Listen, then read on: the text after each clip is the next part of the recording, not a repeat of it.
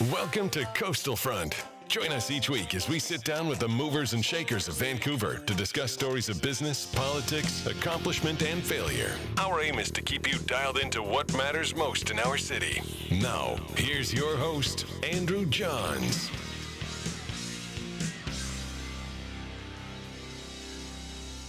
Great. So here we are with Matt Horne. You are the Climate Policy Manager for the City of Vancouver. Thanks for coming today, Matt. Oh, that's right. Happy to be here. Yeah. Well, I was really excited to find out when you were coming in. Said to Ross, there's like so many different things that I'd love to talk to you about as a homeowner and resident of the City of Vancouver. And I believe that the City of Vancouver is kind of on the forefront of most municipalities in BC, and kind of addressing, climate action. But I also want to spend some time here diving into kind of not just policy level, but some of how these policies trickle down into actual decisions for the city and addressing climate change. Because I do believe that there's a lot of people out there who are screaming, we have a climate crisis, but then are they actually doing anything to address it on a practical basis? And I want you to tell us about what the city's doing there, because I think that's very important. Yeah, there's a big gap out there for sure. Like we've done some recent public opinion research, and like concern about climate change is sky high in Vancouver. But the awareness of sort of what the contributors are and what the solutions are, there's still a pretty big gap there. So it's an important education piece for us to fill. Yeah. So let's start by Climate Policy Manager. I got to think you're one of only few people in the country that have this title at a municipality. There's probably not a lot of first of all, most municipalities probably don't have the resources to have someone full time that's doing this role. Are you kind of one of very few unique people out there? I think within the region and across the country, you're seeing sort of climate, both in terms of reducing carbon emissions and preparing for climate change, becoming a bigger and bigger priority for local governments. Yeah. Vancouver, Toronto, Montreal would definitely have sort of positions dedicated to this, but it's quickly growing from sort of a side of desk responsibility in medium-sized municipalities to one that becomes full-time positions as well. So. Yeah. Okay. So you've been in this role, you said, I think earlier, for 3 years? Yeah, just about 3 years now. Okay. And are you the first one to have this title at the City of Vancouver of Climate Policy Manager? No, Malcolm Shields was in the position before I was. Okay. So at least two. Yeah. Vancouver's really been working on climate change going back to the 1990s. Oh, really? Okay. Clouds of Change was one of the first sort of city level climate change plans, and was, I'd say, ahead of its time at the time. Oh, what was that? So in many ways, it touches on similar things we're trying to do today. So better land use, so you don't need to take as many trips driving. Better buildings, so we're not using as much energy to heat and cool them. So a lot of the similar things, like lots of things have advanced over the last 30 years for sure, but the directions it was pointing in at the time are the directions we're still trying to move today in many cases. Okay. So in your role as Climate Policy Manager, when you came into that role 3 years ago or today, does someone give you direction on what, are you supposed to create this policy from scratch yourself, or do you get direction from higher up that says, okay, Matt, like this is what we need you doing, or is the other way around? It's a mix for sure. So I think like Vancouver's had a pretty good sort of high level policy framework, and it's been consistent across multiple councils that climate is a concern, and we're working to reduce carbon emissions in the city. Yeah. So that high level direction has been there, like, again, for 20 plus years in the city. Sort of council sometimes will sort of provide specific direction saying we would like to see this being part of the overall plan. In other cases, they'll delegate that to staff saying we want to hit these targets. Please come back with us with plans as to how to hit those targets. And then I think it's a great job. Actually, I get to work with lots of colleagues around the city, whether it's in our active transportation group or our green buildings team, to develop those policies and come back with hopefully what are coherent plans for council. Okay. So we have more Green Party members elected in this last municipal election than we had before. So I've got to think that there's probably even more focus on, being that that's kind of the core of their purpose as the Green Party, as the name would describe. Are you noticing the last 3 years, are you getting more interest in what you're doing, and more, are you getting consulted more by council? So earlier this year in January, council put forward a climate emergency motion, which passed unanimously. Okay. And then in April this year, we brought back sort of a report, which was sort of a set of recommendations as how we could accelerate our work on climate change. Again, that passed unanimously. So Our green councillors are definitely sort of supporting and pushing on this, but I think the same is true across the board. Like it's one of the things I find really interesting in working about this in Vancouver. It hasn't been sort of a polarized right versus left issue. Right.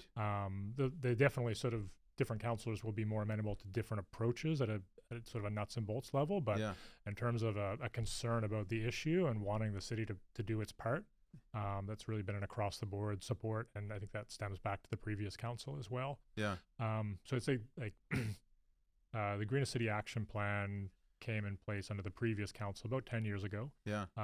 That sort of, I guess, was driving a lot of our action again over the last decade in efforts to reduce emissions.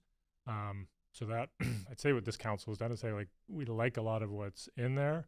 But it's also clear we have to move faster. We're not reducing emissions fast enough. So they've asked us to, what can we do to accelerate those efforts? Yeah. Okay, that's helpful. Well, you touched on two items that I want to get into. You used the word nuts and bolts, and I'd love to dive into the nuts and bolts of what are the things that the city is doing to address the city's impact on the climate, as well as previous council, particularly with Gregor Robertson. And I'm not going to ask you I'm going to try and stay away from the political side of this because you're not a politician. You weren't elected and you're not here based on an electoral platform. But they did roll out this, Greenest City 2020 initiative. And we're 3 weeks away from the year 2020. And I'm a very passionate person when it comes to the environment. I'm also a bit cynical or a little bit disappointed with how little has been done here at the city, and I'm just maybe I just need to be enlightened more because I see it more on a kind of like I'm looking at it more from a perspective of things like landfill, and I don't even know if that applies to the Greenest City 2020. So I want to give you the chance to kind of enlighten me a bit more on what the city's been doing. So those kind of tie in together. Let's get into some of the nuts and bolts. Like what are if someone's in an elevator and you only got a couple minutes to explain to them what it is that you're doing with the city right now to really address climate change. What can you be proud to speak of today? Yeah, I think so. In a Vancouver context, I tend to skip over the why this is important. Like most people in Vancouver get that. They're concerned about it. For sure. With good reason. Yeah. Where I tend to start is just like really basically sort of where do our carbon emissions come from, and that space and hot water heating is sort of the biggest piece. So nearly 60% of our emissions come from heating our buildings and heating our hot water. So it's burning natural gas. Yes. The other big chunk, nearly 40%, comes from transportation. So cars, trucks, buses, taxis, etc. on our roads, burning gasoline and diesel. So really when we think about those, it becomes like it's not simple to get to the outcomes we want to get to, but the changes that have to happen are relatively straightforward. So when we look at sort of buildings, it's more energy efficient buildings. It's shifting to things like heat pumps and renewable natural gas. For transportation, it's walking, cycling, transit, electric vehicles. So it's actually not that long a list of things we need to move towards over the next couple decades. Yeah. And I think if you're in a place where there's a reasonable understanding of the outcomes we're striving for, then I think you can have quite a good conversation about what policy actions the city takes. And so things like bike lanes and things like standards for new construction to make sure they have lower carbon emissions. Sure. Okay, well, that's helpful. So is it possible to actually dive right into one particular topic like making buildings more energy efficient and being able to look at the post result of money spent on, say, even City Hall, which is a very dated building. I'm assuming it either was or currently is very inefficient with its energy use, and be able to say, we're going to spend X number of dollars in upgrading. Has City Hall been upgraded, by the way? Is it? A number of upgrades to City Hall, We've shifted partially over to a heat pump, so we're getting heat from the air instead of from a fossil fuel. Oh, really? We're also using renewable natural gas for the boilers at City Hall. So a handful of interesting things, and also sort of improving energy efficiency. So everything you'd like to see in an overall mix is being implemented at City Hall. Okay. And when you look at that, are you able to actually go back, a year later and say, yeah, you know what, we can tell that we're actually saving this much on, for the environment? And is there even maybe potentially a dollar savings for this as well, or no? Yeah. So in terms of the benefit from an environmental perspective, that we have that quantified down to a building level. So we would look at it. We would look at it citywide in terms of all the buildings and all the transportation in the city. We'd look at it at a corporate level in terms of what all of our city buildings are emitting and what all of our city fleet is emitting. Yeah. So it's a fairly straightforward exercise of taking the energy consumption, so whether it's particularly the fossil fuel consumption, gasoline, diesel, natural gas, and you multiply that by an emissions factor to get a greenhouse gas emissions estimate. Yeah. So we can track that, and again, in both cases, corporately and citywide, emissions are going in the right direction. They're going down. Yeah. They're not sorry, going. when you say corporately, what do you mean by that? Sorry, like businesses? No, corporately in terms of City of Vancouver's corporate operations. So our buildings and our fleet. Okay, Yeah, sorry about that. Gotcha. In both cases, are going down. In both cases, if we really want to get towards the targets that science is saying we need to achieve, we have to be going faster. Okay. From a cost savings perspective, it will be a mix for sure. So some actions will save the city money. So if I take transportation, for example, on our own fleet, we have about 120 electric vehicles in the City of Vancouver fleet. Okay. Generally, we're finding we're saving money overall on those. So they have a higher capital cost. Yeah. But we're saving This money. would be like little cars and vans that you see kind of bumping around the city. Is that what you're talking when you say vehicles? Or are you talking more like buses and? No, so yeah, like your standard light duty vehicles, so like your vehicles, Chevy Bolts and your Tesla Model 3s and those sort of just Right. your cars essentially at this point. Cars, yeah, okay. So yeah, we will pay a bit of a premium for the capital costs, but we'll save money on energy and we'll save money on sort of the maintenance and operating of the vehicle. Yeah. Oh, great. So when what you look percentage out of interest, and I maybe you don't know the answers to this, but like if you look at the total fleet of vehicles, you mentioned there's 120 right now that are zero. I mean, they're basically electric vehicles. Correct. Yeah. And what is that in context of the total fleet of all of Vancouver? Do you know how many vehicles the city of Vancouver has? Yeah, I know it's one of the largest electric vehicle fleets in the country. Yeah. What it is in terms of our overall fleet, I'm not sure the exact number there. Okay. Yeah. And just to give another example on the cost side, so next year we're bringing in some medium and heavy duty vehicles, so some of the bigger trucks you would see on the roads. Yep. There's definitely a cost premium for those right now, and we won't make that up in the energy savings. And the thinking is we really want to reduce our emissions. We have to get at those bigger vehicles as well. And the city's decided we're willing to pay a cost premium on some vehicles in the short term, and sort of both to demonstrate some leadership and bring some of those vehicles into a local market and help sort of bring costs down over time, which is what we've seen on the smaller vehicle side. Right. Okay. Well, that's good. That's helpful. And I have noticed a lot of those. There's got the little City of Vancouver decal on the side, and so it's a city vehicle. Maybe because I'm supposed to be getting a parking ticket or something. But they say zero emissions. You can tell that it's one of those kind of vehicles. So that's nice to see. So, like, to me, the vehicle conversion seems like an obvious one. Is there a plan to eventually convert, and how quickly would we see a conversion to an entirely, zero emissions fleet, at least for the types of vehicles that you could convert? I don't think you can do it with pickup trucks yet. Yeah, pickup trucks are coming soon for sure. Like I know Elon Ford, Musk the has got his F-150 is supposed to be available next year or the year after as an electric vehicle, and the Tesla Cybertruck was announced last week as well.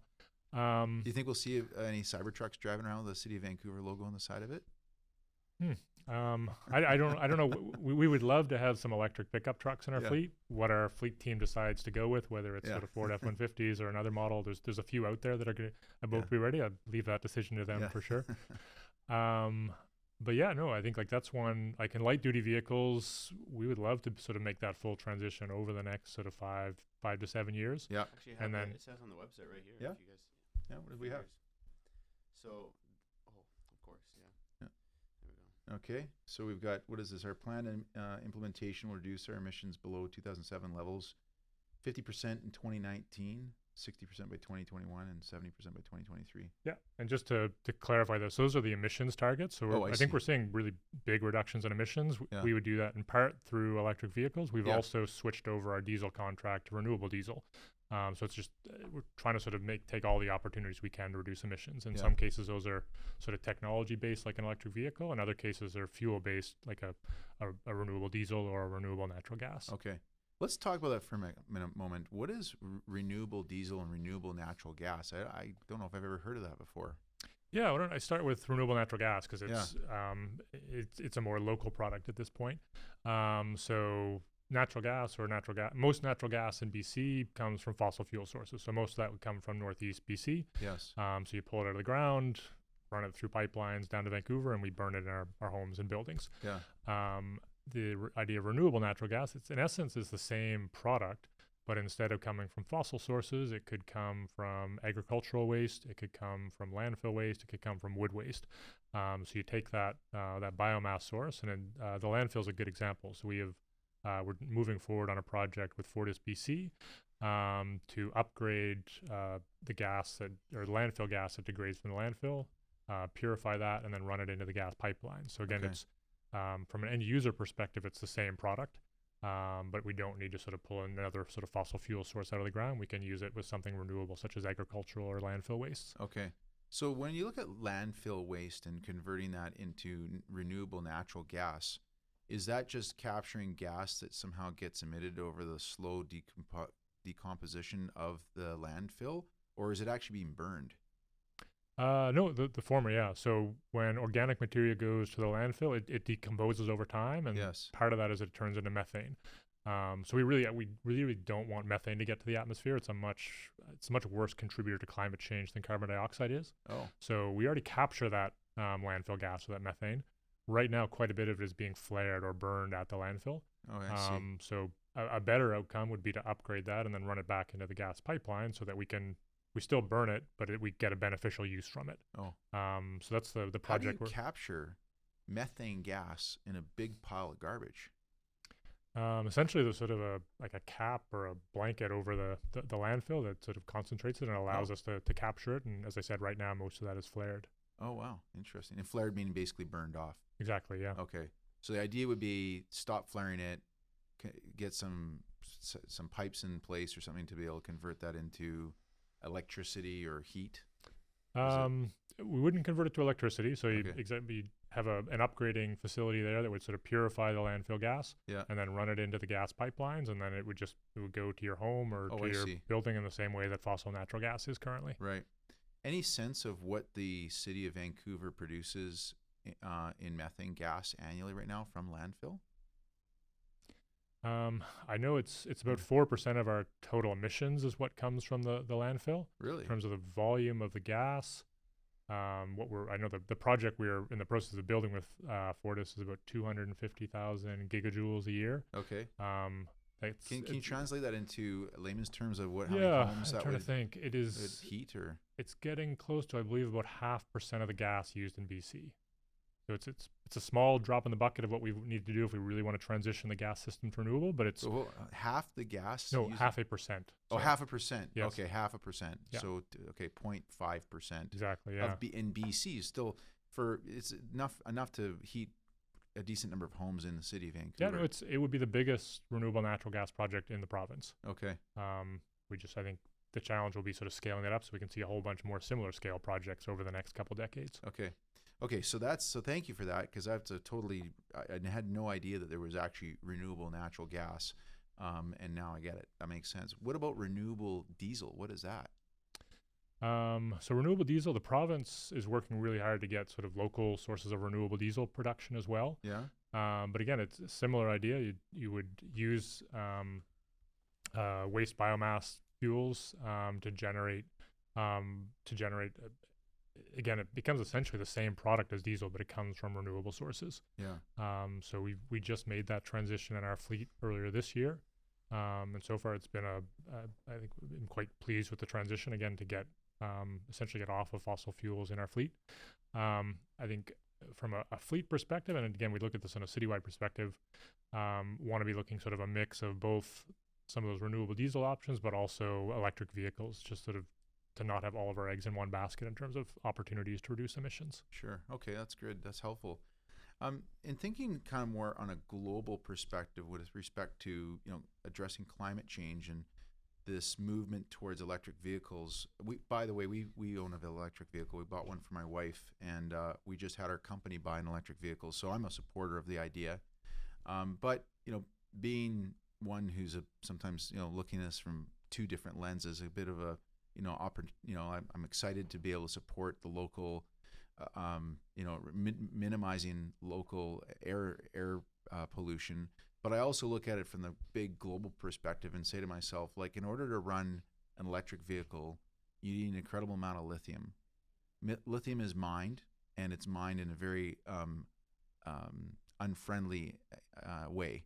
And it also requires the building of all this massive build out of new vehicles, right? You know, they say that often, I don't know if this is true or not, maybe you know, but apparently the amount of fossil fuels it takes to build a brand new vehicle today is about the same amount of fossil fuels it takes for that vehicle to run for most of its life. I don't know if that's actually true or not, but there's a lot of misinformation floating around in that space, and I wouldn't.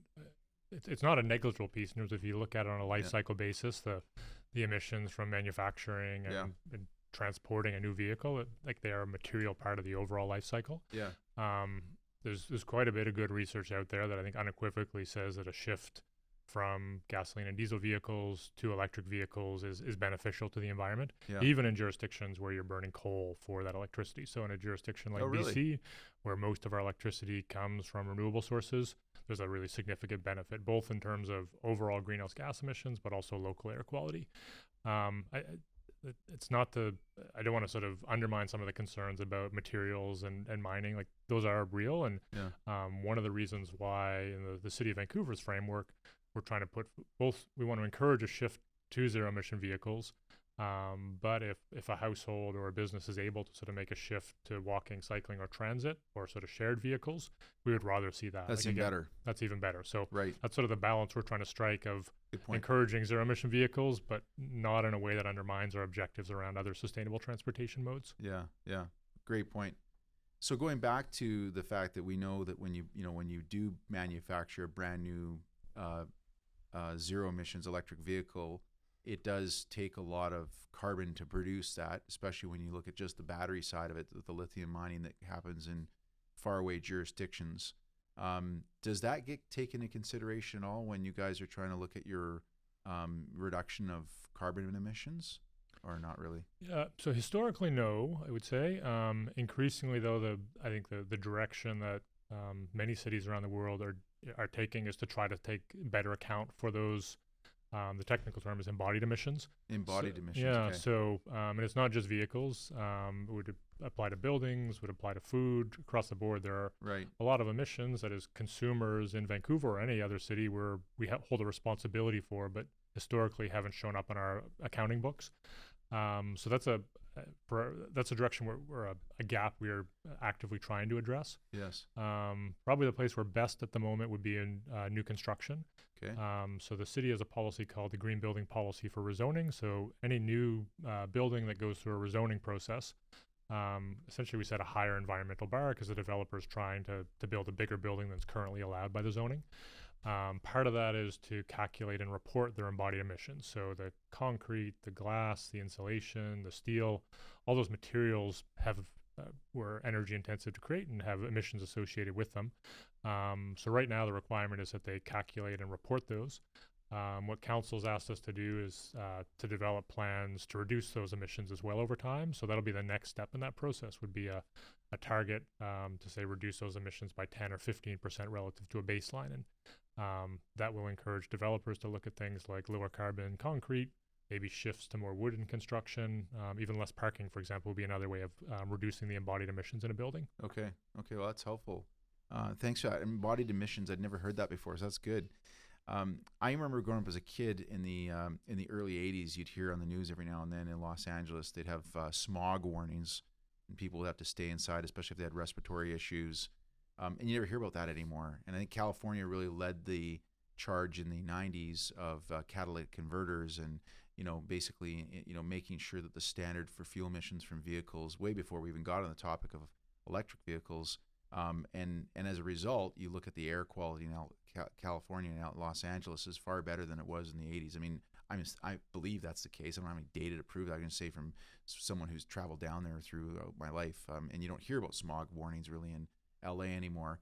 And then even here in Vancouver, having grown up on the West Coast my entire life, it seems to me, just like in the summertime when you get those, get a week long of no rain, no wind, that the amount of what looks like yellow sky building up isn't nearly as bad as it used to be. Any sense at all of whether where are we at in 2019 versus where we were, say, 2009 versus 1999 with respect to air quality? Yeah, so air quality, it won't line up perfectly with greenhouse gas emissions as sort of a metric. And in some cases, we can be improving on air quality emissions, but we're continuing to sort of struggle on greenhouse gas emissions. Oh, really? Okay. But in general, I think your observations are reasonably accurate. So there's been big improvements in the local air contaminants that come from cars, and also the general sort of shift in North America away from coal to, in part, natural gas, and also renewable energy has really helped reduce some of those like really toxic emissions that we don't want to be anywhere near. There's still challenges and problems for sure. It was 2 weeks ago, Metro Vancouver and Environment Canada released a really interesting report on near road sources of air pollution, and just the data, a whole bunch of sort of detailed studies in Vancouver specifically, really like I think raising some alarms around people that live near truck routes in particular. Bigger trucks burning diesel tend to have a lot more pollutants that you might get from a small car, for example. So Clark Drive was sort of highlighted as an example, and that's also one that council has highlighted a couple times as sort of a concern. And I think what that report is pointing to is, a challenge was to figure out a bunch of solutions. But part of that is sort of moving to zero emission vehicles. Part of it's better buildings, so it's sort of better insulation from some of those air pollutants. Mm-hmm. But I think levels of health concern that we really don't want to see in our cities. Okay. Let's switch to buildings for a moment. Thank Sure. you for that, by the way. This is great, Matt. We've talked a lot about vehicles, and I agree with you. I think most people can agree that having electric vehicles, even if the carbon emissions are damaging from producing them abroad and mining this lithium, purely from a pure air quality perspective, it's got to make improvements. I'm sure that if we had 60 or 70% of our vehicles were zero emission, the air is going to be cleaner. Air quality, and again, I think the evidence is pretty clear that we get a climate benefit as well. Yeah. We still want to be sort of dealing with those manufacturing plants so that they transition to renewable energy as well. Even Right. So it's not to say it's fully solved, but it's not a reason to not move in that direction. Yeah, it's moving in the right direction. I remember when, we will go to the buildings in a sec, but I actually just want to think about for a moment the bike lanes. I used to live in downtown Vancouver for most of my adult life here, and only recently moved out towards UBC, and I biked everywhere. In fact, I remember one summer I didn't touch my car for like 3 months straight. It was a nice feeling, actually. And it was right at the time when the very first bike lane, which was the sort of pilot testing of a bike lane on Burrard Street Bridge. I remember that. You remember that? So, what I love about that was that it was brought in as a pilot, I think, so that the people who are really anti-bikers that wouldn't get too upset because they could. But the reality was it wasn't really a pilot. It was, when you put those big cement barriers, it's pretty permanent. But I look at the number of people that use that, and I know there's a lot of people who say, oh, the bike lanes, middle of winter, someone will take a picture and say, look, there's nobody using these bike lanes. But I look at it and say, take a picture in the summertime when there's all these people riding bikes that alternatively would be driving vehicles. And do you guys have any kind of run into many numbers to say like how much the city's been saving in carbon emissions because of the amount of use? Because these bike lanes are they're like freeways now. There's so many people using them. It's amazing. It's impressive. Yep. And I think it's been a good move my view is, and I'm sure people listening to this are going to think, Andrew, what are you talking about? It's impossible to drive around. But do you guys have any numbers on that? Do you want to speak to the effects of these bike paths? Yeah, it's tricky to say like one individual bike path and sort of translate that into an impact in terms of carbon emissions. There's so many sort of integrated effects from a transportation perspective. But in general, sort of as we do track annually in terms of how many people are walking, cycling, and taking transit versus driving, and that number has been ticking up year over year over the past decade. Yeah, you have those little rubber things that go across the bike lane. I'm assuming that's what that's for, right? A counter? We do manual counts as well. And so I think last year's data was 52 or 53% of trips in the city are by walking, cycling, and transit. Really? So that's, that's a nice milestone to get over the 50% barrier, and we want to sort of keep that going up over time. So again, that is going to help us reduce emissions. Every trip that's by walking, cycling, or transit is going to be lower carbon than a trip by driving for the most part. Yeah. We also know that our overall transportation emissions are relatively flat through that period. So what that's pointing to us is, while we are having some success with active transportation and transit, it hasn't been enough to sort of overcome some of the trends like we're seeing, like a general trend towards bigger and bigger vehicles, which will use more gasoline and more diesel as a result. So again, the approach we're trying to take as part of that accelerated work on climate change is to do more of the work around bike lanes and making it easier to walk to different parts of the city and making it easier to take transit. Yeah. And coupling that with sort of a faster transition to zero emission vehicles. I think we need to see sort of all those fronts being moved on if we're going to successfully reduce emissions in the city. Right. Okay. In order to convince people that they should bike or walk mostly to and from work, because that's most of what people do through the week, it has to be within a reasonable distance. You can't expect somebody to walk from Burnaby or Totally. Surrey. Yeah. And so in order to do that, you also have to not only have good bike paths and walking ability, walkways, sidewalks and whatnot, but you also have to have a livable city that people can like live within a certain means and not have to pay a fortune for their housing, which I know is a whole other topic about affordability. But how do you guys balance that? I mean, how do you manage, because there's like, you can only walk so far, bike so far. So at what, and then you're also got these other municipalities that you're having to work with, because Vancouver actually isn't a hugely large municipality by geographic standards. Can you maybe speak to that at all? Yeah, no, I think you're absolutely right. Like people are willing, if you provide a safe bike route, people I think in Vancouver are happy to embrace that and use it, but they're only willing to go so far. The same goes for transit. If you've got good transit options, I think people are happy to take them. But again, people would rather spend their time with their families doing things than traveling around the city. So like one of the reasons with the climate emergency response that we brought back to council in April this year, we did put land use front and center in that report. And the idea being that if you've got someone that has a 20-kilometer trip across the city, most of the people are going to take those trips as driving trips. Yes. You can have great bike lanes connecting them. Some people will take advantage of those, or a great bus, and some people will take advantage of that. But it still tends to be a long trip that many people will prefer to drive because of the convenience. Yeah. If say that trip is from your home to a dentist, if we can sort of create the zoning so that there's a dentist closer to your home, instead of a 20-kilometer trip that becomes a 1-kilometer trip, that's much more viable as a walking, cycling, or transit trip. So right. That's something that like the city centrally controls around land use, and opening up those opportunities so that all parts of our city become walkable over time is something we really like to do. Mm-hmm. Yeah, interesting. So the idea there then is to look at the different pockets of neighborhoods within Vancouver. You got like say Marpole versus Dunbar versus Point Grey, or over on the east side of Vancouver.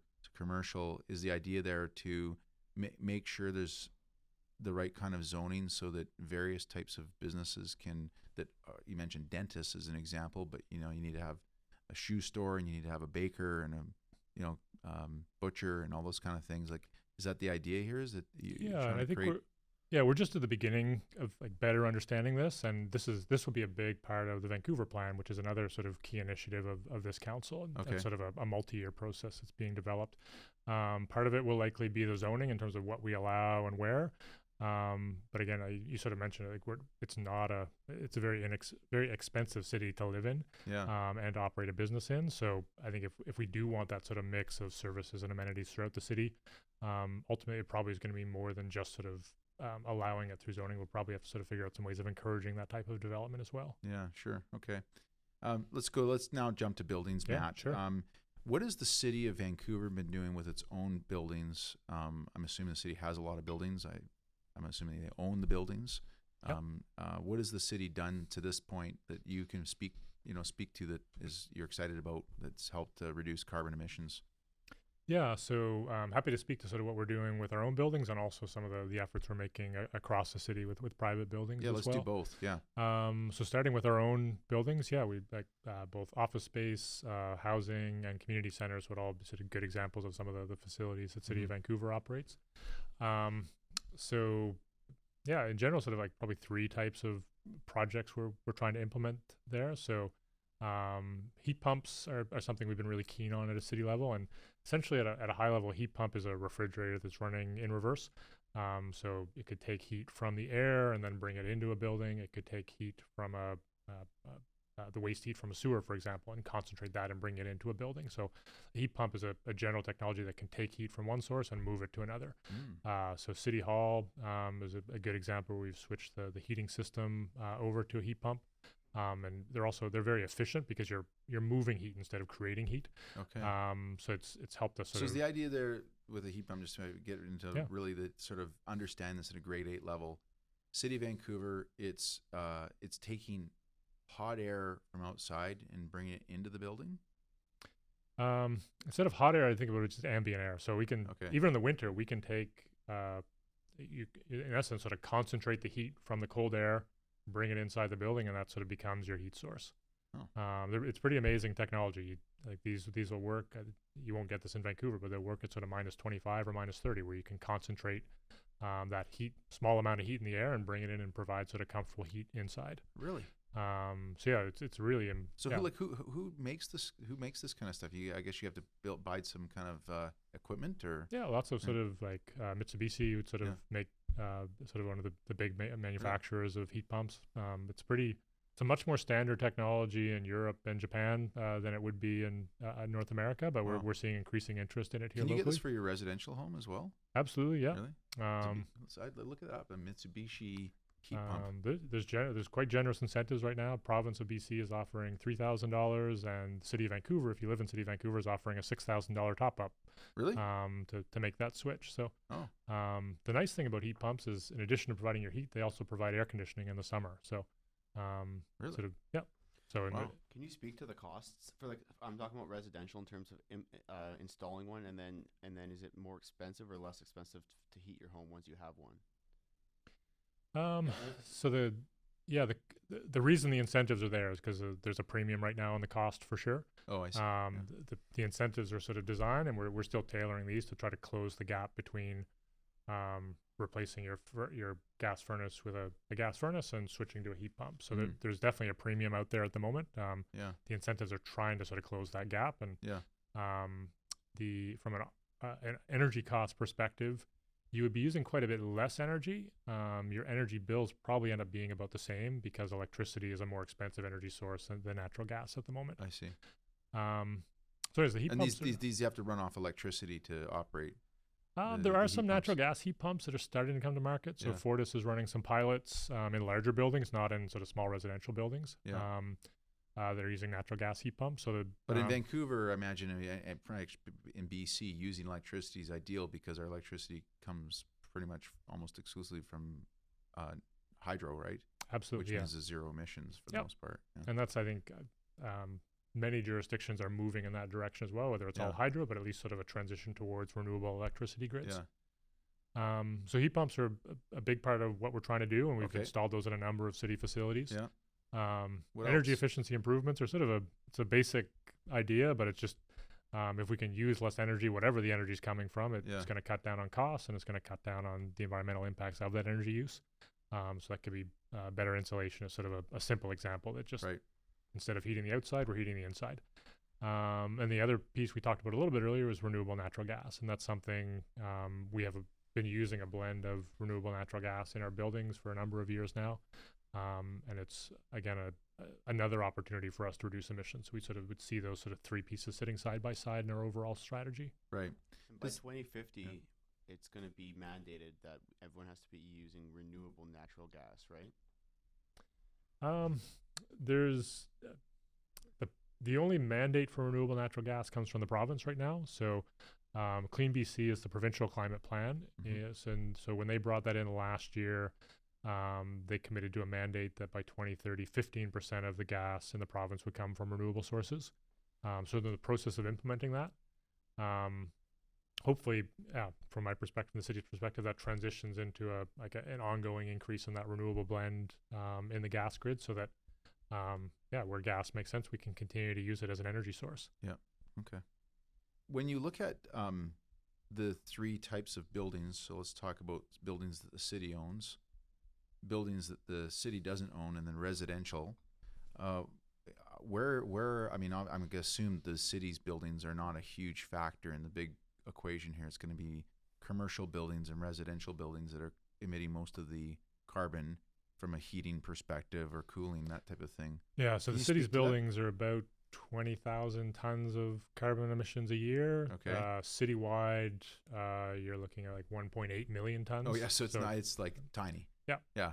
But I guess you guys are like the guinea pigs in a sense for what different initiatives that other commercial buildings and residential can do, because you guys are in the forefront of this. Yeah, I think it's important to do our part. One, like I think we can be a leader in terms of bringing in some new technologies into the market, whether it's heat pumps or electric vehicles. Yeah. And I think, people just get cynical really fast if you're asking them to do something, but you're not doing it yourself. Sure. So that's an important part of it. So when you look at sort of the other private buildings in the city, most of the work we've done to date has been on new buildings. So in 2016, council passed what was called the Zero Emissions Building Plan, and that sort of set out a roadmap from 2016 out to 2030. And sort of essentially what it was a series of steps saying, for a given building type at a given year, you'll have to sort of meet a certain energy efficiency performance and a certain carbon intensity performance. And those steps sort of went down year over year to the point of reaching zero emissions in 2030. Okay. So I think we are 3, almost 4 years into that plan, and generally I've been pretty pleased with it. We're seeing sort of steady improvement in the performance of our buildings. The development community has been, in particularly because sort of there's a longer term roadmap and they can plan ahead. I think there's been a good degree of receptiveness to that plan. And at least in the first couple of steps, we think we've been able to achieve some pretty good cost outcomes in terms of, even where there is a premium on the cost of construction in some cases, we're able to see a pretty significant savings in terms of reduced energy costs because the buildings are more efficient. Right. So that's the new construction side. Yeah. Existing. And do construction companies today, if they adopt a greener sort of initiative for their buildings, do they get any concessions on things like property taxes or anything like that with you guys, or? Nothing on property taxes, but on allowable floor space they do. So we did a lot of work a couple of years ago. So Passive House is a good example. Passive House is essentially a standard for super energy efficient buildings. You call it the world leading standard in terms of you. Is Passive House an actual place? Is it, or you Passive House is a standard. Oh, a standard. Okay. Yeah, okay. and so a Wasn't Passive sure if that House, was the name of a building that was created. say a single family home built to that standard, you could heat the entire home with a toaster or a hairdryer. They're that energy efficient. Really? Yep. That's very impressive. Do we have any passive? Yeah, we do. We have a number. Yeah, I'd say Vancouver would be sort of the North American leader or hotspot for passive house development ourselves in New York City. Really? And so if you're going to build a building that efficient, you need thicker walls for the amount of insulation. So what we've done as a process, we don't want to penalize someone for building that energy efficient building, and typically the city rules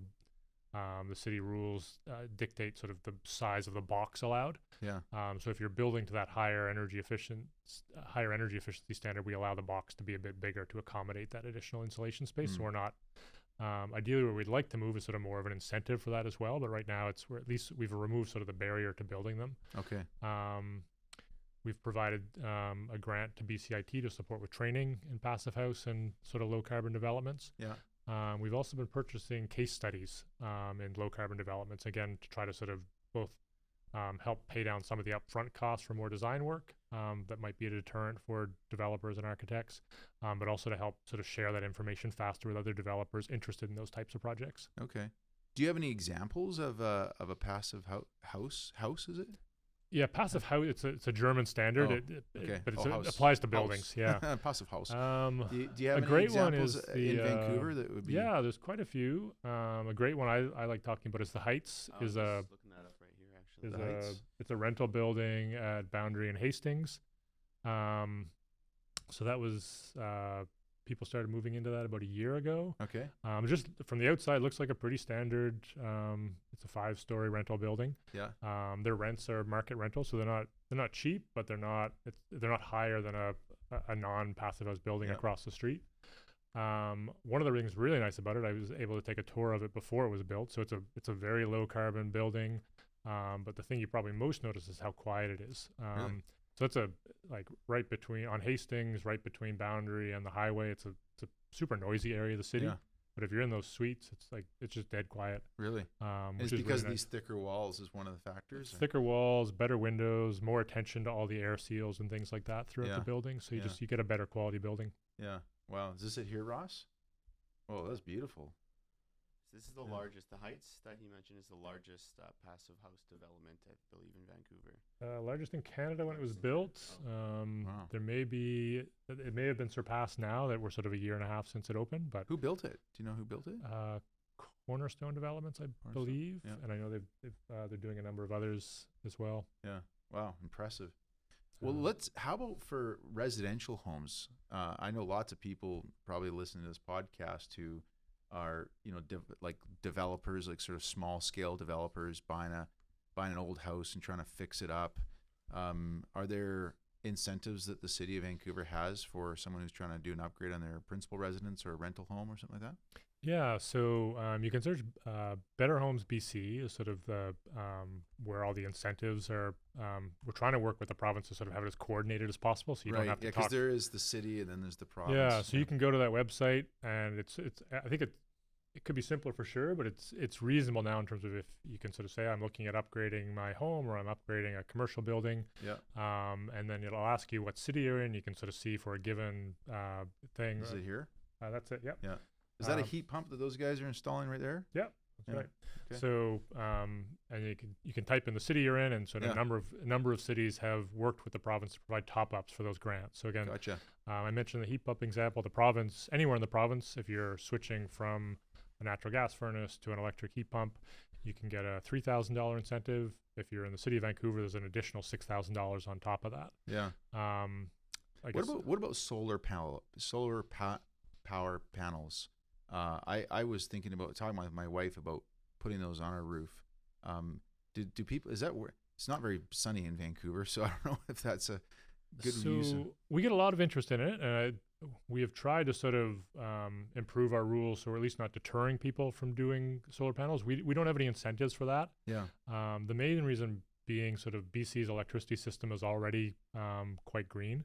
So additional renewable electricity doesn't help us move towards our objectives. It really comes down to sort of reducing the fossil fuels we're using. I see. So that's where we've been trying to sort of tailor our incentives and sort of putting more of our efforts into things like the heat pumps, like renewable natural gas. Gotcha. So if someone wants to put a solar panel on their building, that's great. We don't want to get in their way to doing that, but our incentives are geared really focused specifically on the space and hot water heating. Right. Is there does the city try and on a sort of like a social media level try and promote British Columbians or Vancouverites, since we're talking about Vancouver here, to continue to just do everything you can using electricity, because it is going to obviously not have the same carbon emissions of like, for example, something as simple as like go buy yourself an electric lawnmower instead of a gas powered lawnmower. Does the city really promote that kind of thing? We haven't done a ton in that space, in part just because from a climate perspective, something like a gas lawnmower is not a huge contributor to the overall problem. So like the big ones we tend to focus on are cars and trucks and the space and hot water heating. Mm-hmm. If someone wants to switch from a gas powered motor to an electric motor, we'd love to see that, particularly from an air quality perspective, like the tiny 2-stroke engines you see in things like lawnmowers and gas or leaf blowers. Leaf blowers, man, those things, yeah. They're noisy and they pump out a whole bunch of like fumes that are not good for you. Yeah. So maybe not top of the list from a climate change perspective, but from a local air quality perspective, it'd be great to get rid of them. Yeah. You should just hand out free rakes, maybe. Rakes, yeah, exactly. So when it goes, let's go back to kind of like policy level. Do you guys get into discussions about things like, how the summer times are getting, the air quality is getting bad because of all these forest fires and, rising sea levels? Like, how much of your guys' time is spent kind of talking at a sort of philosophical level, and how do you take that and drill it down into like practical, going back to your term at the beginning of this podcast, of nuts and bolts? Yeah, it can be tricky. Like I think some of that stuff, when you look at sort of what is happening both locally and around the world from a climate change perspective, it can be pretty overwhelming and disheartening. Yeah. I think we also have a responsibility to do what we can to make sure the city is prepared for some of that climate change that is already happening and is already locked in over the next 50 years. So we want to do everything we can to reduce carbon emissions and transition to renewable energy. But because we have been globally been so slow off the mark with that challenge, we have a high degree of climate change that's already locked in. So that speaks to the city's climate adaptation strategy. And I think a term I've been seeing used a fair bit is climate readiness. So the idea that, sea levels are rising and we're going to have to deal with that with things like raising the seawall and preparing for that. We know we're going to get more forest fire events, and so the air quality impacts that comes with that. So better air filters in our buildings so that you're not exposed to that smoke inside is an example of some of the types of things we can do. That's council just approved an updated climate adaptation strategy in December of last year, and that's sort of that's the document that guides our work at a city level to do what we can to prepare for those impacts. Okay, great. Okay, thank you. Let's jump to the Greenest City Initiative 2020, because it's the 9th of December here. So we got, 22 days left before we're in 2020. Are we going to be the greenest city in the world in 22 days? Yeah, so there is no Greenest City Prize. It's interesting. I think you can look at Greenest City in a couple different ways. I think sort of sitting inside City Hall, I think it's been a super powerful frame for the city to really put sustainability central in the work we're doing as a city. And I think when the Greenest City Action Plan was developed, there were sort of 10 goal areas as part of that. We've actually done really well in terms of hitting most of those goals, and in some cases exceeding those goals. So let's talk about that for a second. What have been some of the really big success points in those goals? Yeah, so active transportation and transit's a good example. So we had set a goal by 2020. We would 50% of the trips in the city would be active transportation and transit. We actually hit that objective in 2016 initially, and we sort of continue to creep up from then. So hopefully. And what's the number at today, Matt? Last year's data was 53%. 53% of people that live in Vancouver or 50% of the trips that originate in the city of Vancouver, so which is where we can get data, are by walking, cycling, and transit. Wow. And again, that's. Do you have any idea what that number would have been 20 years ago? I'm not sure 20 years ago. No, we didn't. We've only been collecting the data for 7 or 8 years now. What was it in the first year data? So we were in the 46 or 47. So again, really? It's not the sort of thing that you realistically expect to change overnight, but that's sort of. But that still moves the needle in a pretty serious way. If you're going from 47 to 53, it's a 6% shift. If you think about 6% of the people that used to drive, because I think that's what we're talking about here. Yeah, exactly. They don't drive anymore. That's a lot of cars. Yeah, exactly. And I think if you do get the chance to sort of walk or bike around the city, like you notice relative to 10 or 15 years ago, the bike network, for example, is way better than it was, and it just provides a safer and more viable option for way more people. And I think when you provide that option, people have shown they're willing to take it. Most people are not prepared to sort of jump on their bike on a busy road and navigate traffic in a way that a few people are. So you really have to provide those safe options for people to take that option. So that would be a good example. I think carbon emissions are probably the most glaring example of a goal we have not hit. Okay. So we set a goal to reduce carbon emissions by 33%. Again, we're moving in the right direction, but not fast enough. So by 2020, we hope to do about half of that. Okay. So there's again. So about 16% reduction. Yeah, that's sort of 16 to 18 where we probably figure we'll come by 2020. Reduction from what date again? 2007 was the baseline set. Baseline. Yeah. Okay. So we should be able to at least say, despite the fact that we haven't hit that goal of 33%, that in going into January 1st of this year, we're producing 16% less carbon in the city of Vancouver than we did in 2007. Exactly, yeah. And our economy's grown, our population's grown. So again, I think there's impressive. A good news piece there. Yeah, sure. I think it's interesting. So I do a lot of work with cities around the world, like in sort of my counterparts that are trying to wrestle with these issues as well. And I don't think it's hard to point to anyone that has this fully figured out. Yeah. And Vancouver certainly does not. But I think lots of the things we've worked through over the last 10 years because of Greenest City are things other cities are looking to us to say what they can learn from. So it's nice to be able to share some of those successes and some of the things that didn't work, and also at the same time learn from them from the things they're trying. And it gives me a fair bit of confidence that from what we've learned and what others have learned, we can definitely accelerate that progress over the next decade. So what are some other cities that you're taking inspiration from, or that you're looking at as a good example of something we should be doing here in Vancouver? And want to pick a topic, pick a city. Yeah, I think it depends a lot on the topic. So New York is a great example for buildings. You know them better than I do. So I'll give you a few. So New York for buildings, I think we have a pretty friendly rivalry there with New York in terms of like really pushing the boundaries on low carbon buildings. And I think we have a good rivalry in how much buildings cost too. Yeah, unfortunately, Housing costs. that is fair. San Francisco. So what's New York doing to make their buildings more efficient? Well, I think so. Very similar things on the new construction side. I'd say maybe we're a notch ahead of where they're at in new construction.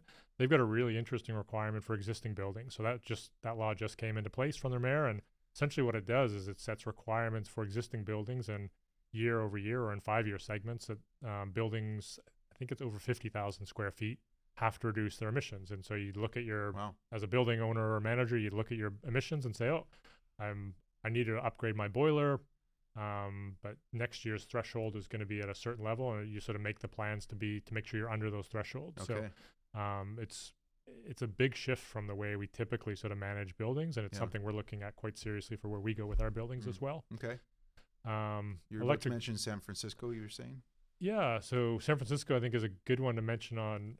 Micromobility is sort of the term that gets used a lot. I think just if you sort of go on Vancouver's bike lanes, you see lots of bikes, which is great. If you're in San Francisco, you just see such a range of different approaches to getting around the city. And I think it's whether it's electric scooters or bikes or electric bikes or some of the single wheels with little platforms on them. I'm not sure what those ones are called, but I think lots of opportunity for Vancouver to embrace sort of a wider range of sort of ways for people to get around. And again, I think the more ways we can sort of provide those opportunities for people to safely get around the city, different things will work for different people. Sure. And then go ahead. The other example I would give is Oslo for electric vehicles. And like just their last year, I think 50 or 55% of the vehicles sold in Oslo was electric vehicles. So they're head and shoulders above the rest of the world, and it's sort of been a consistent approach for the last decade of providing incentives to accelerate that shift, and it really is paying dividends for the city. And I'd say pretty much everywhere. And how do you think they got there? What were the policies they had that has got them there so quickly that maybe we're not getting to in Vancouver? I'd say we have elements in place. I mean, we haven't Oslo done it to scale. The capital city of Norway, which has a ton of money. I mean, so is that been a factor? Is it there? It is for sure. I think like in a global context, Vancouver's a pretty affluent city as well. So I think we should be able to make some of those transitions too. So a few things they've done. So the infrastructure is there, and it's I think we have infrastructure for charging in Vancouver. We're going to need more of it for sure. Yeah. I'd say across the board, anywhere they have an opportunity to provide an incentive to encourage the shift away from internal combustion vehicles to electric vehicles, they've done so. So they have a congestion charge around the city. That charge is lower if you're an electric vehicle. Similar to Quebec, I think there's a discounted rate for electric vehicles on ferries, discounted registration fees. So across the board, like anywhere where you're paying a fee for a vehicle, it's higher for the gasoline and diesel vehicle than it is for the electric vehicle. You could just have lower parking rates if you have an EV. And it's actually that'd be amazing. I bet you I'd be a lot. That's a big incentive. There'd be a lot of people because parking rates in Vancouver are incredible at some places. Yeah, so it's a really good example of the challenge we're wrestling with. We want to encourage the shift to electric vehicles. We don't want to encourage driving. Right. And so one thing we have done in Easy Park lots earlier this year, all the Easy Park lots in the city now have 10% of the stalls are designated for electric vehicles. So in the sort of right when you come into the lot near the entrance or exit, there are stalls that are designated for electric vehicles. So it's you know where you guys could put this? Right. Is the big parking lot at Kitts Beach. Because I go down there with my kids, and they're just unfortunately not big enough to bike yet. We will soon. But there's no designated spots for that in Kitts Beach. Yep, I think that would be a next step for us for sure. Those would be Parks Board jurisdiction, so it's slightly different in terms of who gets to decide. But we're keen to work with them on sort of advancing a similar approach. Yeah. Okay. Well, that's really interesting. So I do notice that, for example, with electric vehicles, I mentioned earlier, for our company, we actually bought a Kona, Hyundai Kona. Mm-hmm. And we had it for about 2 months, and we literally just sold it back last week to the dealership, and we're now buying a Tesla. Because in this building here, there's no knock against, I think it's Cadillac Fairview who oversees the Pacific Center, but there's one complimentary charging station for non-Tesla vehicle, like sort of standard like a vehicle like Kona, and it takes forever to get any kind of charge. We put it there, you only allowed 2 hours, and you barely get any juice out of this thing. I mean, I don't even know why. versus we can take the Tesla down to the very far end of the bank of those Tesla's banks, a ton of them, and get it charged very quickly. In order for us to conveniently keep the Kona, we would have to drive, I think it's about 2 blocks from here, there's some kind of BC Hydro charging station. But being that most of downtown Vancouver's parking has now become underground in private buildings that aren't owned by the city, how do you guys address that? Because there's a good example where I'm a concern. Now, fortunately, I'm a big advocate. So when the team said, let's just go to a plug-in hybrid, I said, no, I want zero emissions. I don't want our business to be associated. I want us to move in the right direction. But not everybody's going to make that kind of decision. And I can imagine a lot of people who would have been looking at this maybe just said, you know what? I bought it, or I did my research and I realized I can't really charge my electric vehicle downtown. Do you want to comment on that? Yeah, well, thanks for making the switch to the electric vehicle. It's great to see that sort of leadership. So again, I can refer back to another 2016 piece. So council approved the electric vehicle ecosystem strategy, which is sort of the guiding document we have for electric vehicle charging infrastructure in the city. And we're trying to take a multifaceted approach with that. So for at this point, pretty much all new residential construction, the parking stalls, whether it's a new tower or a single family home, all those parking stalls would be ready for electric vehicle charging. And that sort of at least gets at the new construction side of it. The city's also in the process of building out our own fast charging network. So by the end of next year, the objective is to have what's called a DC fast charger, sort of the super fast chargers for electric vehicles, everywhere within a 10-minute drive of the city. Okay. So we've got 3 of those in place now, and through the remainder of this year and into next year, have another 7 or 8 sites to install. Where those. are the 3 fast charging locations today for the city of Vancouver? So Empire Field, South Hill Business Improvement Association, so that's Fraser. And the construction actually just started on one at City Hall that'll be going in, so hopefully that'll be operational earlier in the new year. Yeah. You mentioned BC Hydro. They have 4 fast charging stations in the city at their own head office downtown. Yeah. Kerrisdale, in Kerrisdale, and then there's on Marine Drive at the Canadian Tire, and the Superstore on Marine Drive and the Superstore on Grandview Highway. Yeah. And then you also mentioned Tesla. They've got Canada's biggest fast charging site within Pacific Center. Yeah. They're a company that is looking a couple steps ahead in terms of how much demand there's going to be for this. And sure. Well, that's why we're switching to the Tesla now. No knock against Tesla, but we were kind of forced to based on just the fact that it was so impractical to try and get the Kona charged. Would the city ever entertain something like going to a company like Cadillac Fairview that oversees Pacific Center and saying, well, we don't own your land, but we charge you property taxes here. We'll give you a slight discount if you go and build out a few more, non-Tesla charging stations. Do you guys do that kind of thing? Yeah. So like right now, I should mention, so the Clean BC, the provincial climate plan, they have incentives right now for home and workplace charging. So they do? I can't remember the exact dollar values, but both for if a building operator wants to put charging into an office parking lot, for a strata, a rental building, that those incentives are available in the market right now. We've given some consideration to that, and actually it gives me a chance to sort of give a plug for next year. We're launching a bigger public engagement around where we're going with the climate emergency work writ large, and that idea of discounted business licenses, for example, for businesses that are making that transition is something that's come up. The only place we have it in place at the moment are the ride-hailing rules that council approved earlier this year. So every ride-hailing company, as they start operating, they'll pay a per vehicle fee to the city. We've cut that fee in half for zero-emission vehicles.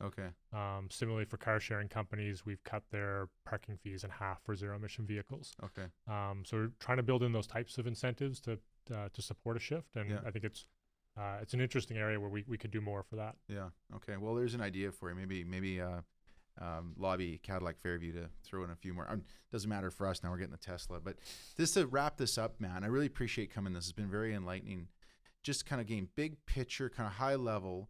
When you look at the initiatives of the city today to try and reduce carbon emissions, the biggest emissions right now are coming from vehicles in the city and inefficient buildings. Is that correct? Yeah. Space and hot water heating is about 60%. 60%. Yeah. And 60% is vehicles are just shy of 40%.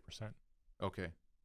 Wow. So 60-40 between those two. Yeah, and you get a small slice from waste is the other A bit. small slice from waste. So if, as individual residents here in Vancouver, can try and do something, because I always love the philosophy of think globally, act locally. If you were to kind of tell them, here's what you could do at a kind of act locally level, this is what I would recommend as the climate policy manager for the city of Vancouver, what would you tell them today? Well, at a high level, I would encourage people to engage with the city, with the province, with the federal government, because really I think we are only going to solve this problem if we change our policies and change our systems so that these changes become consistent across the board. So from a city perspective, February to April next year, we're running some public engagement around this. So we would love to hear from people that are interested in the topic. In terms of the specific things people can do, so we've talked about a lot of them today. So in your home or your building, things like a switch to a heat pump, improving energy efficiency, switching to renewable natural gas. Those are all things that people can do that would reduce their carbon emissions. For transportation, again, it's not rocket science. Walking more regularly, biking more regularly, taking transit, and shifting to electric vehicles are sort of the pieces that are part of the mix. Yeah. Okay, great. And Matt, just to be clear on the city of Vancouver, do you have on your website somewhere like a sort of entry point that people could go to? Like if I'm one that's not really, I'm a homeowner, I want to do something better for my children's generation and feel good about it, but I don't know what that is. And since you pointed out that 60% of carbon emissions in Vancouver come from space and hot water heating. Yeah. Right now we're trying to keep all of our information at vancouver.ca/climate emergency. Okay. So it's right now you'd sort of find that most recent report that we took to council, a little bit more basic information on where things are at. Over the next month, we'll add a fair bit more information there in terms of what that public engagement process looks like, and people are, whether they're interested in engaging at a high level or diving right down to the details around a specific policy area. So that website will see a number of updates over the next couple of weeks. Okay. And is it here, Matt, just to make sure we're clear? Can you scroll up to the top there, Ross? Because this says climate emergency response, but you're saying it's City of Vancouver /climate emergency. Yeah, that's the correct website. Right now, that is still pointing to the work we took to council in April of this year. Over the next sort of week and a half or a couple of weeks, we'll have that updated with information of what's happening in 2020. Okay, great. Well, Matt Horne, Climate Policy Manager, City of Vancouver, thanks so much for coming on to Coastal Front today. Really appreciate it. It's been wonderful having you here. Yeah, happy to. Yeah, great. And maybe we'll have you come back in April, right maybe just before or after you're doing your public consultation, and talk about this again and make sure that the word gets out there so people do get engaged. I think that's what we need. At the end of the day, think globally, folks, but got to act locally. Yeah, more than happy to. Great. Thanks, Matt. Appreciate it. Thanks. Yeah, Have a great day. Thanks.